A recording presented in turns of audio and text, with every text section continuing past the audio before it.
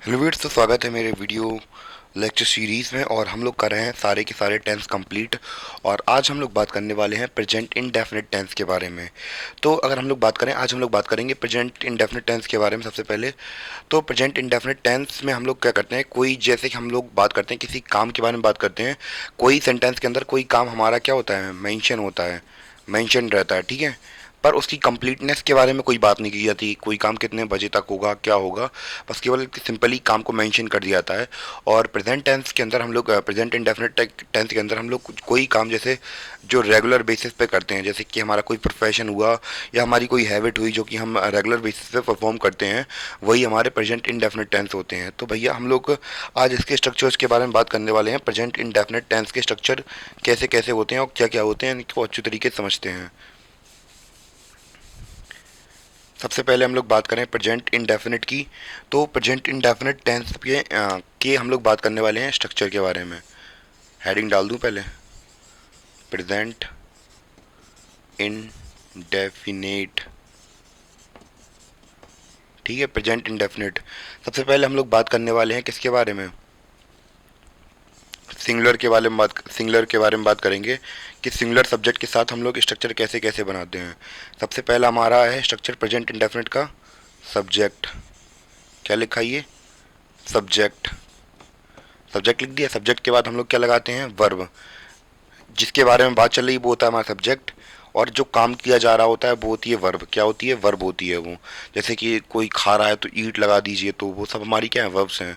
Plus S या E S add करना है हमें ये। जैसे कोई अगर सिंगलर है तो अब ये नाउन के साथ अलग अलग रूल्स होते हैं कि वर्ब के अलग अलग रूल्स होते हैं, कैसे आई एस किसके साथ कैसे क्या लगना है, वो रूल्स के साथ लगाते हैं। और हम लोग एस या ई एस के साथ क्या जोड़ देते हैं, प्लस ऑब्जेक्ट। जो बचता है भैया बाद में लास्ट में फिट कर दो, ऑब्जेक्ट हो गया, ठीक है। ये तो हमारा सिंपली हो गया किसका, ये हमारा अफर्मेटिव का, किसका, अफर्मेटिव का, ठीक है। अब बात करने वाले नेगेटिव सेंटेंस के बारे में, प्रेजेंट इंडेफिनिट के नेगेटिव टेंस कैसे बनते हैं। नेगेटिव की बात करें तो सिंगुलर के कैसे बनेंगे, सब्जेक्ट, सब्जेक्ट प्लस डज। ध्यान रखिए प्रेजेंट इंडेफिनिट में डस आता है किसके लिए, सिंगुलर के लिए आता है। सिंगुलर हमारा सब्जेक्ट होता होगा तो उसके साथ डस आ जाता। डस प्लस वर्ब की फर्स्ट फॉर्म, कितनी, वर्ब की फर्स्ट फॉर्म प्लस ऑब्जेक्ट, जो बच जाए वो लगा दो उठा के। अब पर यहाँ पे एस एस नहीं जोड़ेंगे, निगेटिव में नहीं जोड़ेंगे, ठीक है। अब बात करते हैं इंटरोगेटिव की। तो इंटरोगेटिव में, सॉरी मैंने नेगेटिव बोला था यहाँ पे, तो नेगेटिव में बस एक चीज़ ध्यान रख लेना है, यहाँ पे डू डस के साथ यहाँ पे नॉट भी आ जाता है, डस नॉट, क्योंकि नेगेटिव है, ठीक है। अब बात करते हैं इंटरोगेटिव के बारे में। इंटरोगेटिव में क्या होता है, तो इंटरोगेटिव में सिंपली कुछ नहीं होता है, हम लोग हेल्पिंग वर्ब को आगे उठा लेते हैं। क्या उठा लेते हैं, हेल्पिंग वर्ब को आगे उठा लेते हैं। तो हेल्पिंग वर्ब यहाँ लिख देंगे डस, डस लिख दिया हमने, हेल्पिंग वर्ब उठा के रख दिया हमने यहाँ पे।